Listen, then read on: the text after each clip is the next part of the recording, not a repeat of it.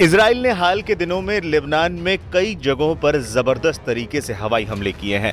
पिछले 4 महीनों में इजराइल और हिजबुल्लाह के बीच भीषण संघर्ष देखने को मिल रहा है। इजराइल के लगातार हमलों पर हिजबुल्लाह अब बौखला गया है। हिजबुल्लाह चीफ नईम कासिम ने शनिवार को टीवी पर आकर इजराइल को खुली चेतावनी दे दी।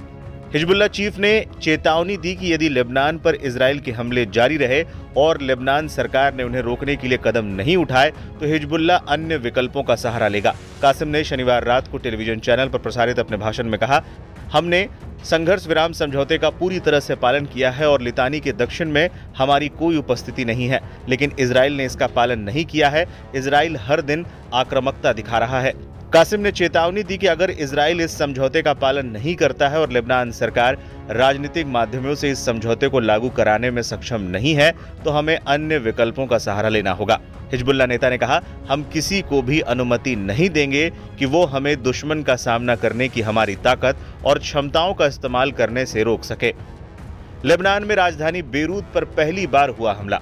हिजबुल्लाह के नेता नईम कासिम ने यह बयान शनिवार को ऐसे समय में दिया जब इजराइल ने शुक्रवार को लेबनान की राजधानी बेरूत पर पहली बार हमला किया। बेरूत पर हमला लेबनान में इजराइल की ओर से 2 रॉकेट दागे जाने के कुछ घंटों बाद किया गया, लेकिन हिजबुल्लाह ने इन हमलों से इनकार किया है। इजरायली अधिकारियों ने नईम कासिम की इस चेतावनी पर अब तक कोई प्रतिक्रिया नहीं दी है। कासिम को शुक्रवार को यरूशलेम दिवस के अवसर पर भाषण देना था, लेकिन राजधानी लेबनान के कई हिस्सों पर इजरायली हवाई हमलों के कारण कासिम के भाषण के कार्यक्रम को स्थगित कर दिया गया था। लेबनान में अब तक 4000 से अधिक लोग मारे गए। इजराइल और हिजबुल्लाह के बीच 7 अक्टूबर को हुए हमास के हमले के बाद फिर से संघर्ष भड़क उठा था। इसके बाद से यह संघर्ष तीव्र हो गया है और इजरायली हवाई हमलों में कई वरिष्ठ हिजबुल्लाह नेताओं की मौत हो गई है। लेबनान में अब तक 4000 से अधिक लोग मारे गए हैं, जबकि लगभग 60,000 इजरायलियों को भी विस्थापित होना पड़ा है।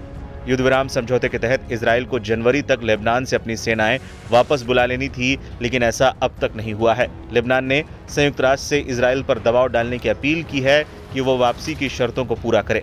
संयुक्त राष्ट्र अंतरिम बल ने ताजा हिंसा पर चिंता जताई है और सभी पक्षों से हिंसा रोकने की अपील की है।